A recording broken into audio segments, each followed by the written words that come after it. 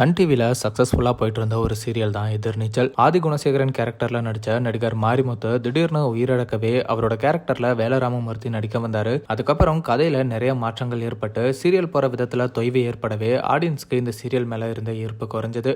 அதை தொடர்ந்து எதிர்நீச்சல் சீரியல் முடிக்கப்பட்டு இப்போ எதிர்நீச்சல் தொடர்கிறது சீசன் 2 டெலிகாஸ்ட் ஆகிட்டு இருக்கு. இந்த சீசன் 2ல ஜனனி கேரக்டரில் நடிக்க இருந்த மதுமிதா ஏதோ சில காரணங்கள்னால சீரியல் விட்டு விலகவே பார்வதி அந்த கேரக்டரில் நடிச்சிட்டு வராங்க. ஈஸ்வரி கேரக்டர் நடித்த கனிகாவும் திடீர்னு சீசன் 2ல இருந்து விலகி இருக்காங்க. கனிகாவோட இந்த முடிவுக்கு பல காரணங்கள் சோசியல் மீடியால சொல்லப்பட்டுச்சு. இந்த ஒரு சூழ்நிலையில கனிகாவே முதல் முறையா எதிர்நீச்சல் 2 விட்டு விலகின காரணத்தை சொல்லியிருக்காங்க. கனிகா என்ன சொல்லியிருக்காங்கன்னா, ஆக்டிங் ஃபீல்டுக்கு நான் வருவேன்னு நினைச்சு கூட பார்த்ததில்ல. ஒரு ஃபேஷன் ஷோக்காக பாட போன என்ன ஒரு பொண்ணு வரல அப்படின்னு சொல்லி அந்த ஃபேஷன் ஷோல என்ன பார்ட்டிசிபேட் பண்ண வச்சுட்டாங்க. அதுல செகண்ட் பிளேஸ் வந்தேன். என்னோட போட்டோஸ் நியூஸ் பேப்பர்ல எல்லாம் வந்துச்சு. அதுக்கப்புறம் பட வாய்ப்புகள் கிடைச்சது. 5 ஸ்டார், எதிரி, டான்சர்னு பல படங்கள் நடிச்சேன். எனக்கு ஏதாவது அவார்டு கிடைக்குமான்னு ஏங்கி இருக்கேன். கல்யாணத்துக்கு அப்புறம் பெரிய கேப் எடுத்து எதிர்நீச்சல் சீரியல்ல நடிச்சேன். அதுக்காக எனக்கு தமிழ்நாடு ஸ்டேட் அவார்ட் கிடைச்சிருக்கு. ஈஸ்வரி கேரக்டரை எனக்கு கொடுத்த டைரக்டர் திருசெல்வம் தான் இதுக்கு காரணம். என்னோட பையன் இப்போ 10th படிக்கிறான். அவனை பக்கத்துல இருந்து பாத்துக்கணும். அதனாலதான் எதிர்நீச்சல் சீரியல் விட்டு விலகினேன். இது திடீர்னு எடுத்த முடிவில்லை. டைரக்டர் என் கூட நடிக்கிற நடிகர்கள் டிவி சேனலுக்குமே முன்னாடியே தெரியும் அப்படின்னு